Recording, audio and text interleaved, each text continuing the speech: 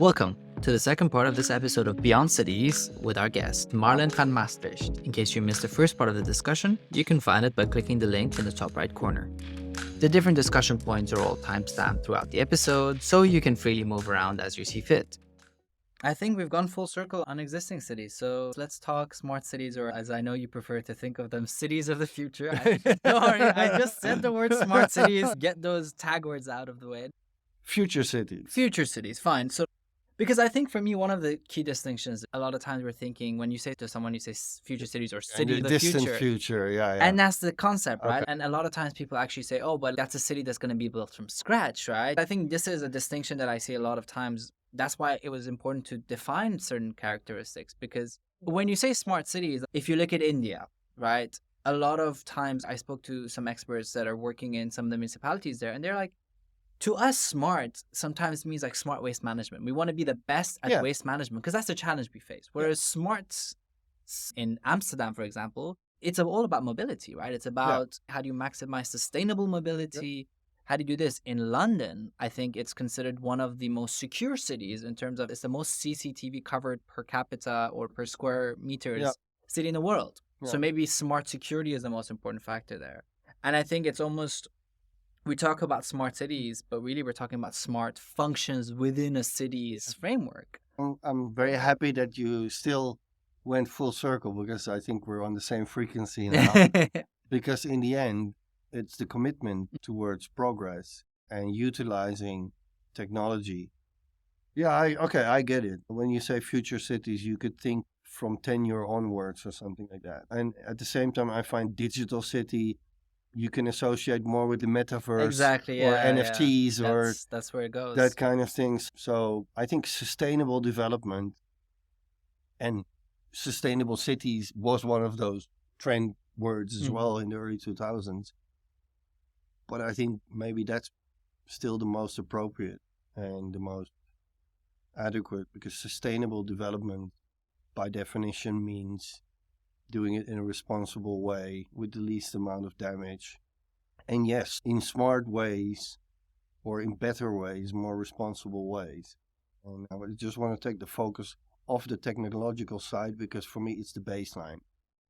It's just a tool that kind of enables. It is. And you are right. If my objective is to create a better world, if my objective is to create a more enjoyable world even, or more sustainable, to the least, less environmentally damaging, like you said, waste management, it goes way beyond all those aspects like mobility or just how we live and how we build. Keeping up to date with technology and utilizing that for that higher purpose. I don't think we need a trend name for that, because the trend names will continue to evolve and it's largely commercially driven. But for me, sustainable development is a duty we have. And maybe innovation is one of those key words that is also important, because finding new and better ways to do things by definition is innovation, is instrumental to creating a better place. Okay, so when I mention the concept of cities of the future, or better yet, if you were to imagine any given city 20, 30 years from now, so really we are stepping away from current. Okay.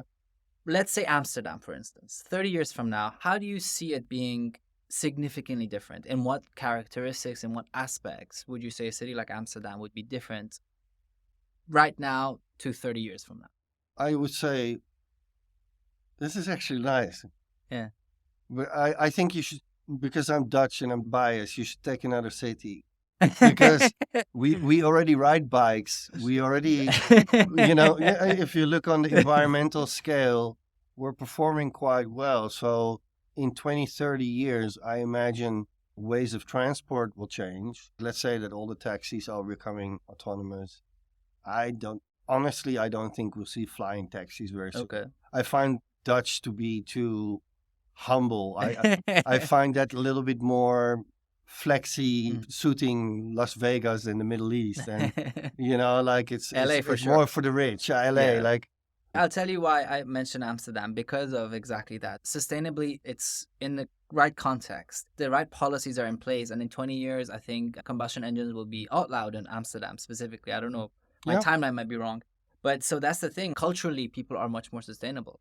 So that's Yeah. I want to use that as an example Okay. because if that's where they are now, is that the ceiling? Have they reached it like in much No. of so So that if my country, because I've not lived in my country for most of my life, but if the Dutch are doing it correctly, you're actually absolutely right. Then our arc should not plateau, but we obviously have a different type of arc than a country that still has bigger Mm. battles to win. I would say that if you, sure, 100% using natural resources, gone. Maybe it's not just electrical, maybe it's hydrogen engines and Mhm. all that. So let's say, I mean, now if you look at the amount of electric vehicles per capita is already very high Yeah. in a lot of European countries, not just, I think Scandinavians are also way ahead of the pack. Mhm. But that means those are actually the very obvious changes already. I see a trend amongst the Dutchies, but also I would say in Europe, indeed, to just be more sustainable already for a much longer period. Mhm. Thinking back, like I said, the separate waste management, composting, all that stuff is not a hippie thing or something. It's part of our fabric already. So technology is going to stay technology. Okay, if Elon Musk is going to implant neural links, then okay, surely we will not have any cards on us anymore. I'm hardly using them myself now. Everything is by phone. Let's say that by that time, maybe it will be a watch or what we saw in, I believe it was Sweden or one of the Scandinavian countries. They have a little chip that is the size of a rice grain that does everything already for you, that has your ID on it, Ah, yeah. banking, you name it. So if you pass the supermarket, beep, it's just with your Yeah. wrist. I can imagine that technology will continue to develop in such ways. Yeah, it makes me proud to say that probably, let's say, the region here will have some catching up to do, and that in Holland, I wouldn't see that much change because we Mhm. already have 2.5 bicycles per Dutch, half of them in the Yeah. canals, but it's a joke that's Still. been told before, but still. Yeah. And the same goes for our public transport system. Trains and trams in a lesser amount, but there's almost a train station, not just in the cities, in every village in Mm. Holland. So if you look at the public transport system, including then indeed maybe in 10 years, all buses will be electric and all taxis. So yeah, we will have no more natural resources being used. Holland was already famous for its windmills. Now we Yeah. have wind farms. We're already pretty much ahead of the game in that sense. So Do you think the trend of biking will stay when, for example, you have self-driving cars that are fully electric and have ideally by then, by 30 years from now, no natural footprints, no negative footprint, let's say? Would we still be biking? I mean, if the car can drive us and then go sit in a car silo and automatically park itself where you don't even need to do anything, it's like you're ordering your car as an Uber. no, I think this again comes back to the point that we discussed earlier: culture. Mhm. Our Prime Minister, Mr. Rutte, he goes to the cabinet on his bicycle. Right. Talk about the UK. I'm a Manchester United fan. Oh, God. Our Don't Eric, start. yeah, but Eric Ten Hag, a Dutch coach, and you see pictures of him in Manchester cycling to the stadium, to Old Trafford. That's who we are, and Right. I wouldn't be able to change it myself. Yes, I've become a bit of a nomad and I drive my car everywhere. I do have a bicycle that's collecting dust, I'll be very honest with you. And rust now. And rust now, and haven't used for maybe 3 years. Jesus. But I'm working 60, 70-hour weeks. Not that that should be an excuse. But that's kind of my point, right? So let's say the work culture changes, whatever else changes. And is the biking itself a big part of the culture, or is it the simple fact that, okay, it's more sustainable? It's like if you could bike without biking, if you just get inside a car, any car can come pick you up and you don't have to think about it. Is that going to change? Because right now we have everywhere outside of Amsterdam, I would say, cities that are really focused more on road development and how we move these forward.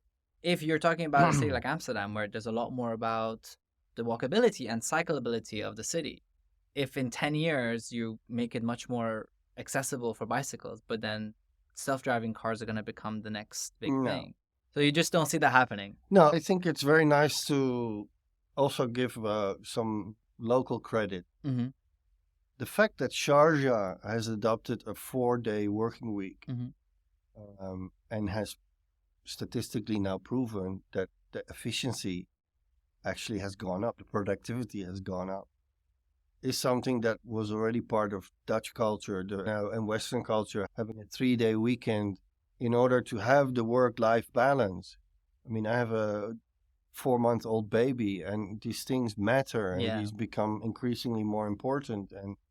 And the fact that you have that in Sharjah, and that things like paternity leave are becoming part of the vocabulary, and that even, and I'm not talking just on government level, but that is starting to become part of the conversation at consultancy level, is amazing. Of course, we still have ways to go there. Mm-hmm.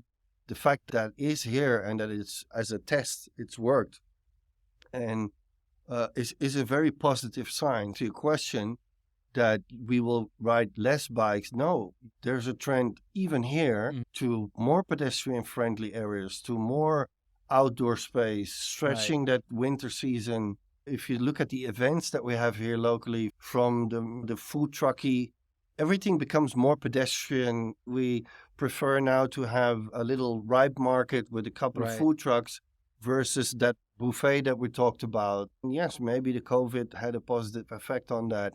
We have become more pedestrian, if that makes sense. I think globally we have become more pedestrian. And I think the trends now is starting to shift from indeed that smart city being overwhelmed by the pace and the possibilities of technology. That's starting to quiet down now. It's becoming more normal that we have a smartwatch or whatever, all these things. And it becomes more health and mental health, physical health, work-life balance, working to live, not living to work, is becoming a more important part of the global conversation. And I'm very happy that that is something that we're experiencing. In a weird way, maybe COVID played a positive role on that. That's something that so many people have said, especially about our outlooks and how we touch on natural integration. It's one of the things we talked about earlier. COVID made a lot of people realize, oh, I need to be social with people. I need to see nature. I need to do certain things. And no, it's a very good point. Yeah. And maybe that's also smart. Yeah. Well, I mean, I think COVID definitely made us smarter. Even if in some ways it made us stupid afterwards. But yeah, it's very normal. If you want to circle back to technology, yes, the fact that I have an app on my phone that says, oh, there was an upward trend in the last 5 weeks. You did, I don't know, I think when I was still in consultancy, I was doing 3,000 steps a day. And now it's gone already upwards to 5,000. And my phone is telling me that. My health app is telling me that's using technology for the better. That's such a good point. And especially the health apps, smartwatches that measure your steps. I think people don't realize stress levels, because that's so true. It has your heartbeat sensor. Heart rate. And people really don't realize it. Just being, and it doesn't have to be walking specifically, but being active for about 90 minutes of low intensity anything a day is so useful. And for me personally, I definitely make sure I hit 9,000 to 10,000 steps a day as much as I can. And I try to spread it out. And that's just good for your health. It's good for your mental health. It's good for your productivity. Absolutely. Because that's when you're the most productive. Okay, I want to touch on city hubs. I think we've talked about this a couple of times. I remember the first time I had a conversation with someone from Virgin Hyperloop when it was still considered for domestic travel. And what he was saying is, our envisioning of intercity travel, especially as it relates to, say, Europe, where you can have an hour and a half train ride to somewhere, or you can have a 45-minute or 30 minutes airplane ride. But what ends up happening is you have to get to the airport, which is usually 20 minutes out of the city. You have to get back from that airport to the main hub of the other city. You have your check-in, your luggage, all this shebang, which ends up being air travel is 2 hours and 30 minutes. And the train travel is maybe an hour and a half, 45 minutes at the most. Even if it's 2 hours, the experience of a train ride is very different. So I want to first talk about city hubs. We should talk about transportation in general, but I want to talk about city hubs. So one of the concepts he gave me was, he said, what we're going to see happening in the near future is you're going to have sort of a hub where you will go to work, a hub where you will go to live, a hub where you will socialize, and these will be interconnected. It doesn't need to be just these three things. But outside of this, you will not really ever be outside of these hubs unless you're going to, say, a natural reserve, you're going to somewhere that requires you being outside of the normal routine of a weekly life, right? So maybe you want to go traveling with your family and friends to a resort, or you want to go doing something else. So outside of that, you're living in these hubs. And you never need to essentially leave this hub. Everything you want to do is within a 2-3 kilometer distance. And you go hub to see someone who's in another hub for whatever reason. But most people live in these hubs. What is your thought? I see you smiling. So what is your thought in this concept? How do you think it comes into reality, especially with cities? Sounds like jail to me. Really? It sounds like jail to me. Why?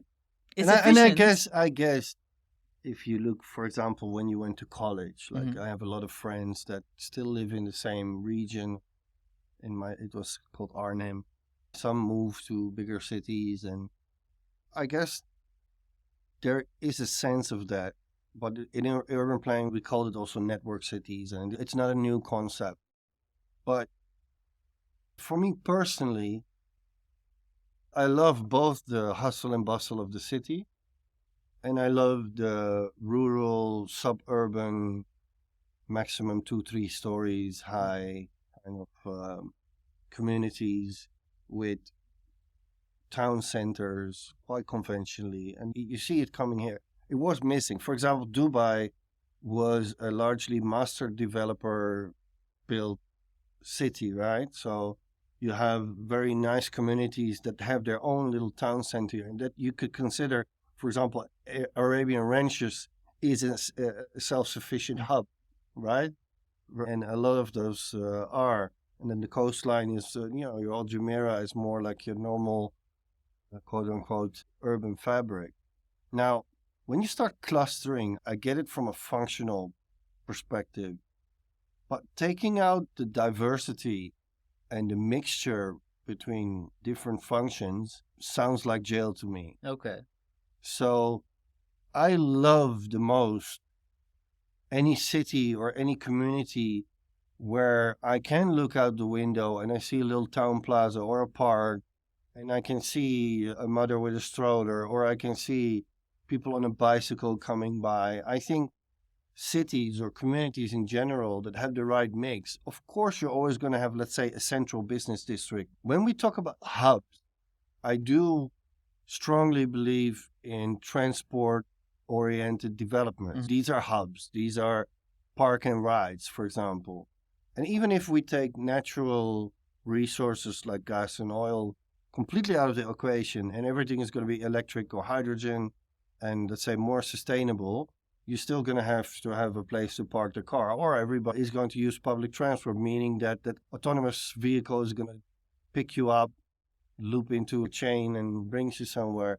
I think a lot of people would consider that jail already, because I want to be able to get in my car and drive, whether it's an electric one or not, but I want to be able to say at 11 o'clock, or let's say even in my work with meetings all over the planet, like literally I have teams in London, in America, everywhere, in different time zones. My schedule is not a normal 9 to 5. Right. So if I got up at 6 in the morning and I had my breakfast at 7:30, I am hungry at 11, and I want to be able to just walk out and get a sandwich or drive somewhere and have that flexibility and control over your agenda. So I think that the more we became connected, in some aspects we became disconnected. We talked about that before. If everything is doable through WhatsApp, we have to be very careful that we don't live through our devices. So switching off and having a decent meal to sit down and having a chat, whether it's in a coffee break or going for a run, for me is very important personally, that any community or any development that we have has that diversity in it. Okay. For me, trying to categorize it is not dangerous, I would say, but I think you run the risk that people will get bored with the Okay. place. So that you get like a factory town or a corporate town Okay. where everybody wears a suit and a tie. And after a while, you feel like you're just like a puppet. So I need that expressive creative side and that mixture of cultures and people and feeling, making my working place as homey as possible, Mm-hmm. which is also a trend. We talked about Yeah, yeah. work-life balance. Having people have now stand up meeting rooms, for example, or Yeah. things like that, Such an or awesome idea. informal, like your cafeteria is more with a barista, and then you have a salad bar and things like that. Our own offices have that where you can eat healthy. So they promote eating healthy, but they also promote making sure that you don't work or sit behind your screen for an extended amount of time. And we have Movement Monday at work, for example, where you can all just join in. And so for me, again, coming back, I get that you want functionality in your city. I get that there will be areas within your city that are perhaps more recreational. I don't want to even call it touristical because the two are usually overlaying. But take a park or playground or your local supermarket out of your residential area. You take life out. But I mean, you would keep that in there, right? There's no reason to not have, for example, the things that you consider to be functionally important. So a cafe would still exist in any of those constructs, and a playground would definitely have to be in your residential area, right? I wouldn't consider that to be recreational for kids, right? Like they need to have a means to play. So maybe it's more about, okay, what do you consider to be integral and what do you consider to be recreational? But you could also look at a different model, which is you have everything in one hub. And you have different hubs where I will pretty much never leave this hub because my job is here, my house is here, my food place is here, my recreational facilities are here, my gym is here. And it goes into the model of, okay, again, I know, but imagine this. Maybe you won't want it with a 4-month-old, but imagine this. You could go home every lunch hour because your house is 5 minutes away from your office. And you go 5 minutes, have lunch with your wife and your kid, you see everything, you do whatever you're going to do, you go back to work, and you never spend more than 5 to 10 minutes of your day in daily transportation because everything is in walkable distance. Okay. I get it. No, I get it. But community is important. So you're an event. So you would be in a different hub. And I'm the landscape guy. I would be in the landscape hub. Where's our interaction? Because I don't need to see you anymore. Because I have my own hub with my own like-minded people. Yeah, but isn't the fact that we're sitting now down to this podcast because we interfaced a couple and Right. it resulted into an interesting conversation, is the fact that, okay, we have some interfaces. You have an interest clearly in our profession. That's why your events were always centered around urban planning and the urban fabric.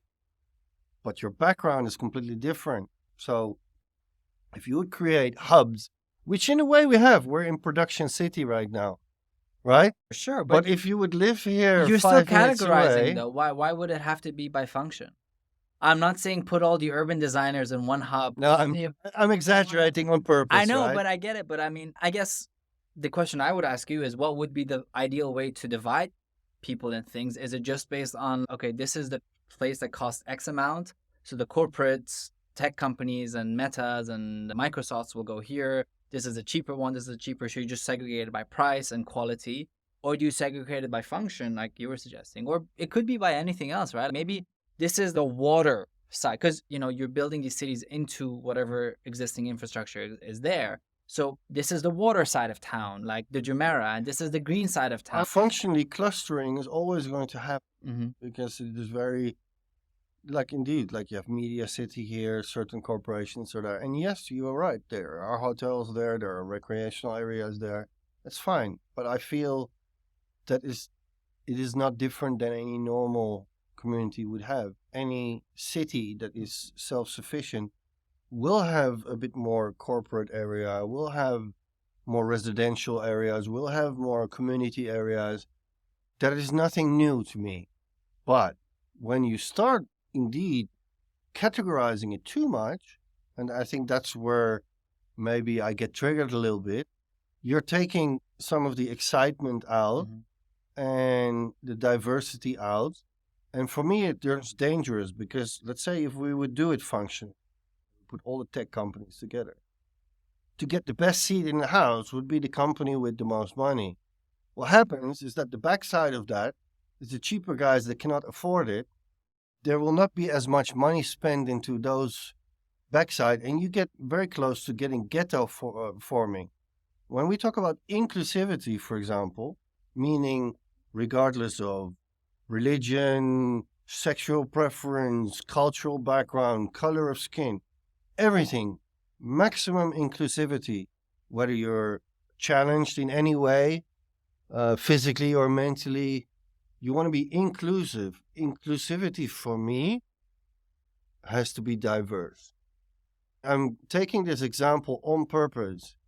If I am handicapped in some way, the way that I will become part of society is, yes, I may need some special equipment or some special training or maybe even specialized education, depending on the degree of my challenge, not handicap.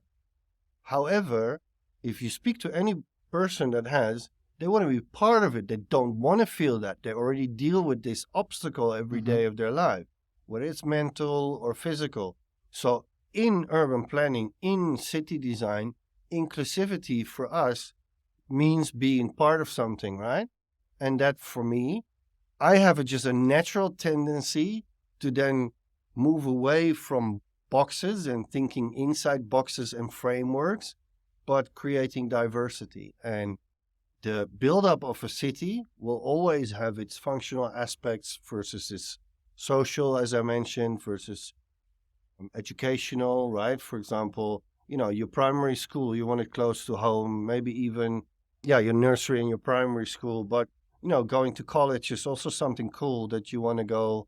But let's say if you took in UK all the universities that are cool, they are also cool. Let's say Harvard is cool because it's in, or Oxford is cool because it's in this town and it has a history behind it, versus some of the more modern institutes, Silicon Valley kind of like. Yeah, Silicon Valley is in a way also a cluster.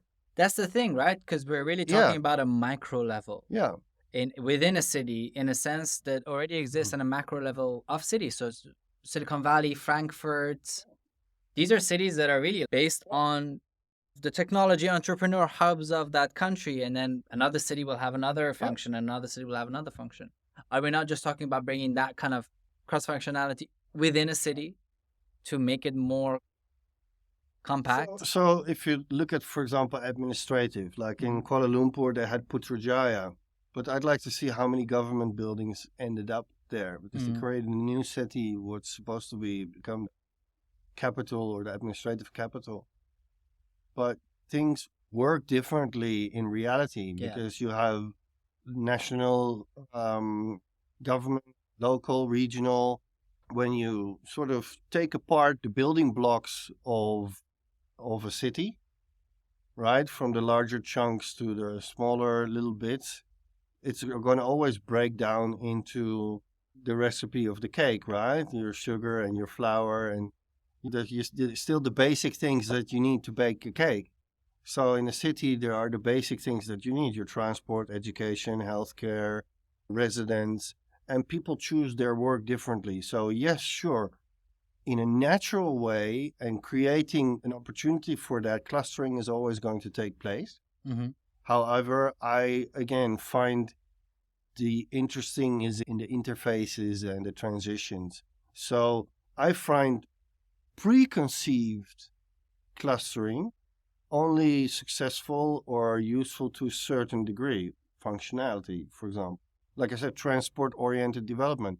If you build a train station versus with a bus and electric transport, then naturally there's going to be a waiting time to switch transport mode.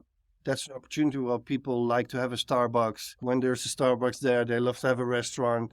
When they meet up before or after, it grows into these little communities, and that is a cluster by itself, and this is very organic. I don't know, maybe, and this is probably personal more than anything else. Maybe that's just my personality, that I don't like things to be put into boxes or to be preconceived. I'd like to nudge things in the right direction. I'd like to create opportunity, for sure, for work, for diversity, for nature. But just to say, I find it a little bit dangerous to saying, okay, we need to build hubs the same way that we call a smart city a smart city. I get you. Yeah, no. It's a bit of a trap. It can be done for all the right reasons with the best intent, but I feel as soon as you start to box things in, or cluster in this case, there is something to be said in a functional way, because it makes it easier.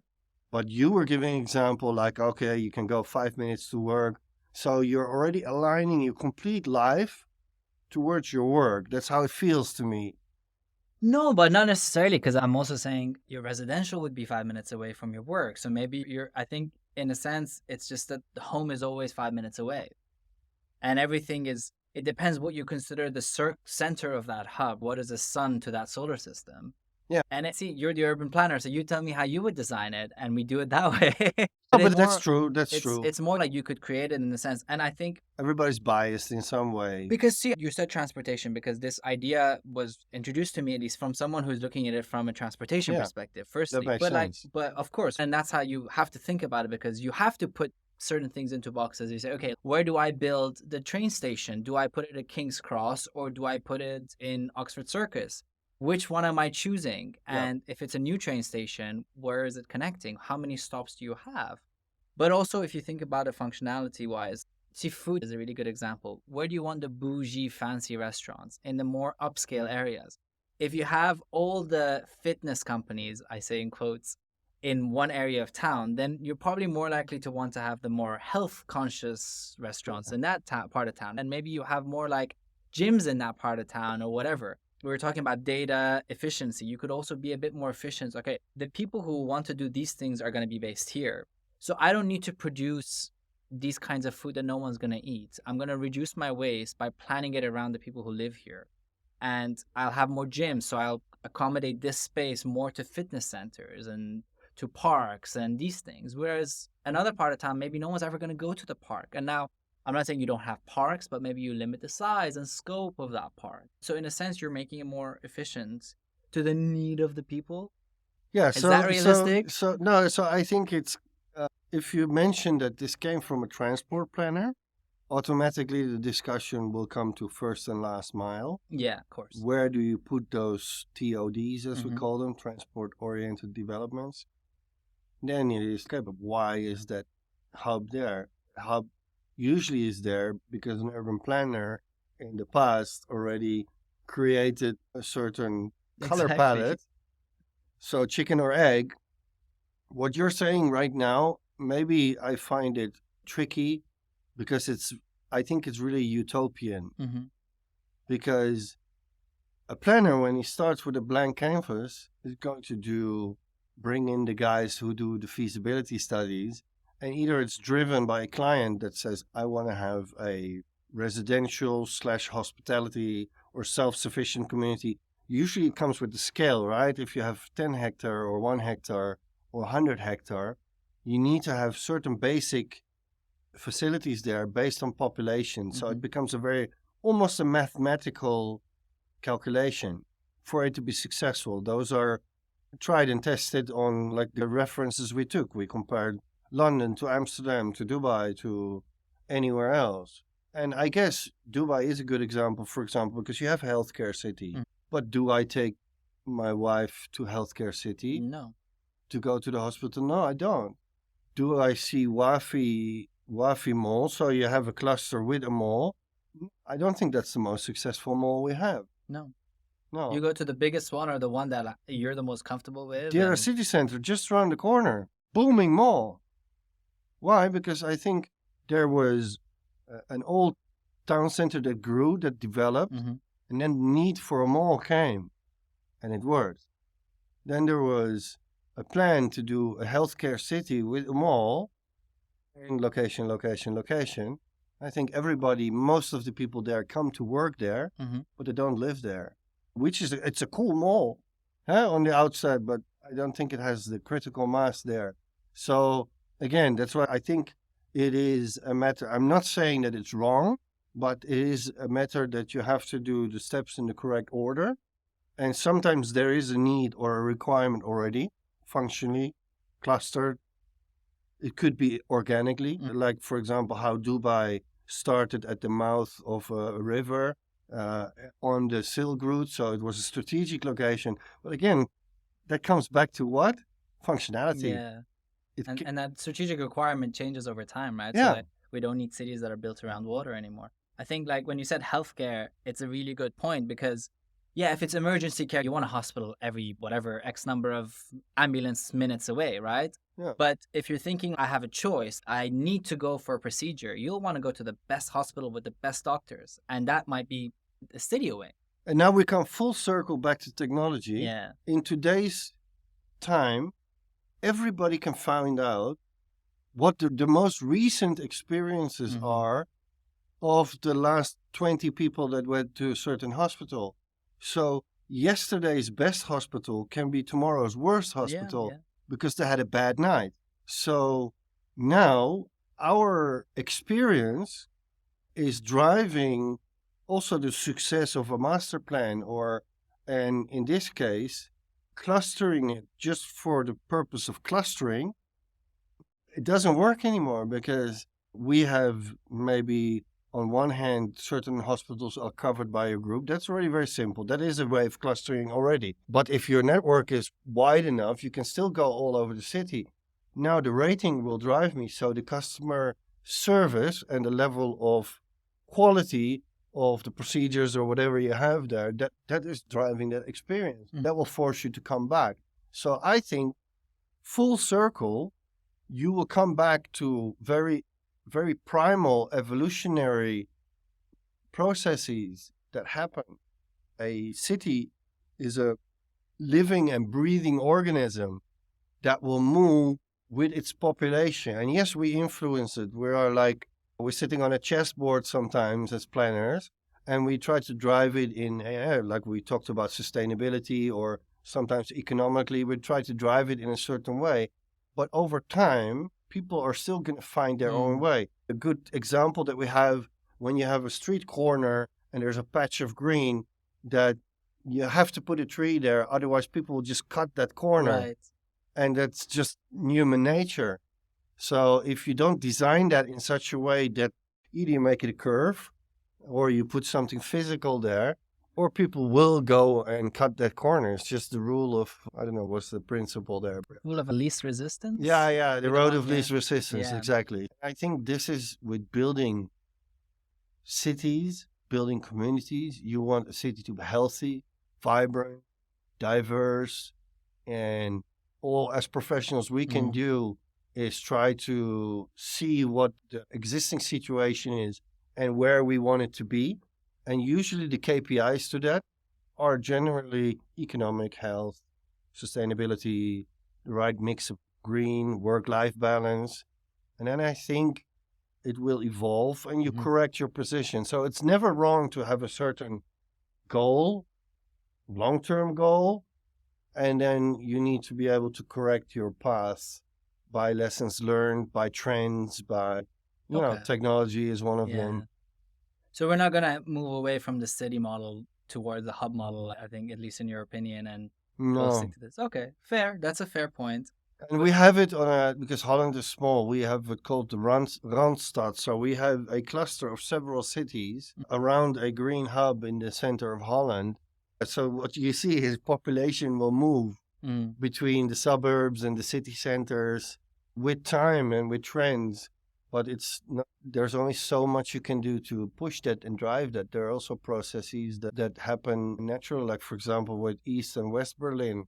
East Berlin was the more communistic, old-fashioned, and that became like the artist hub. So the wall came down, and that became the hot spot, whereas it was the other way around.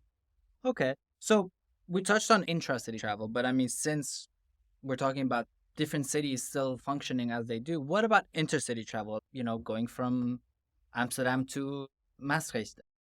Yeah, I'm very here. good. Yeah, Yeah, perfect, perfect, good. perfect. So, like from one city to another, going from Dubai to Riyadh, even so regionally, you could look at it from London to Paris.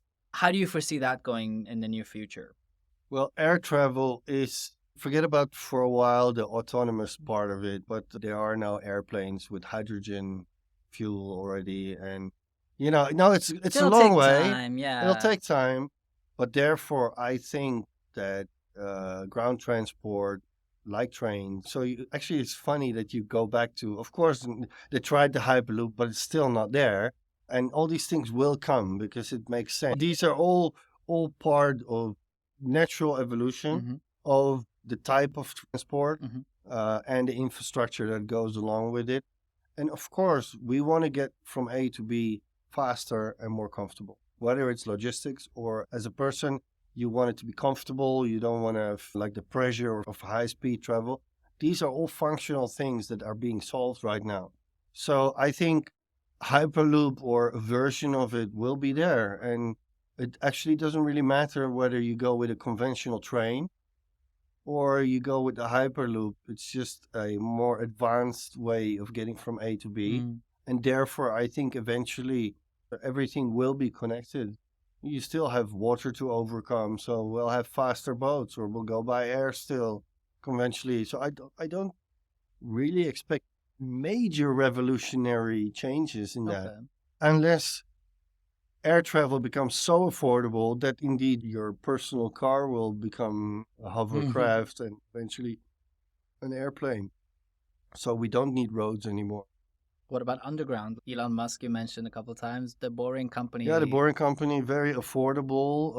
I mean, I think he is so fast, his brain works so fast that he's just 20 years ahead. So, maybe in 20 years, the same way that we were talking about Total Recall in the Yeah. 80s, make it 30, by 2050, you have flying Toyotas and, affordable means of transport. But mass transport is always going to stay, whether it's by air or by land or by water. And it's just going to be more advanced. Even if you look at the futuristic movies and references, even if there's an air corridor, there's always going to be corridors. Maybe we Right. don't have streets anymore, but again, that's the Because natural I mean, of way. course you do. Even for example, with drones in Singapore, especially, they have air corridors for drones, so you can only fly them Yeah, within these parameters. You cannot just go over any building you want. That's no, illegal. no, Is but it then bit? it will be a mess. You will get crashes Of all course you over the will. Yeah, yeah. place. No, okay. So air travel will probably be predominant between cities, unless you don't foresee trains becoming more of a. Because you talked about it a bit, right? It's sometimes easier to go by train. And do you think there's like a time limit where, okay, if it's more than 2 hours by flights? Well, okay, let's take London, Calais. So we already went through the North Sea in a tunnel, and public transport allows that. So you can imagine that eventually maybe there'll be tunnels through oceans Mm-hmm. because the city fabric, basically every built rural area, there's so much already underground going Yeah, on yeah. that's going to take a lot of cost to repurpose and refit and retrofit everything. So maybe Musk's way of just digging a tunnel underneath all of that is a very fast and efficient. I mean, that was his intent anyways. It's a fast way to do it. So plausible, yeah. But No buts. plausible, but No buts. It's just it has a very high capex. You've seen it with the Hyperloop. That is really, it needs to be really carried, and then it still becomes subjective to political agenda and drive to get it through. which it always does. It always does. In certain aspects, we are an incubation area of new things, and in other aspects, in the end, we need to also think about the common person. For us normal people, things will not go as fast. So for me, a metro or, yeah, just a carbon friendly way of transport is already good. Of course, we will have autonomic buses. We already do. Yeah, yeah. Mazda and everything. So it will be, so let's say that public transport will just become cleaner. And then I think air travel will stay air travel. Okay. We touched a bit on sustainability as well. Obviously, in a lot of European cities and a lot of regional cities, there's more and more focus on implementing renewable energy into the city structure. There's exciting concepts that are coming around. I don't know if you saw the design that it got a lot of hype. I don't know. Some people thought it was real. The circle that was done for Yeah, Dubai, yeah, the yeah, Dubai yeah. I circle. saw that. Yeah. Some people love it. Some people hate it. Just curious. I mean, before anything else, what are your thoughts on this kind of design? I think it was not a far stretch. Okay. I mean, which is human nature is to test boundaries. Would we have expected 20, 30 years ago that the Burj Khalifa would have been the highest tower in the world?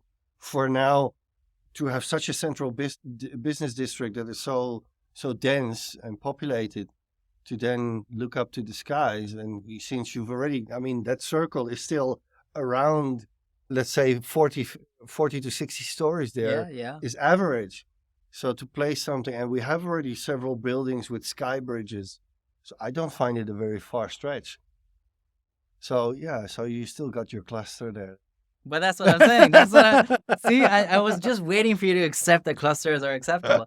No, but because I think the concept of self-sustaining cities is something that sometimes people have sort of anti-globalism mindsets when you say something like self-sustaining, and we're not really talking about you'll still have to import and export certain things, and diversity of people and cultures will obviously need, in a city like Dubai will always exist. But in terms of just being able to manage resources, so self-sustaining in terms of resources. That's perfect. So listen, of course we have a huge carbon footprint. Things like hydroponic farming or vertical farming, or just urban farming.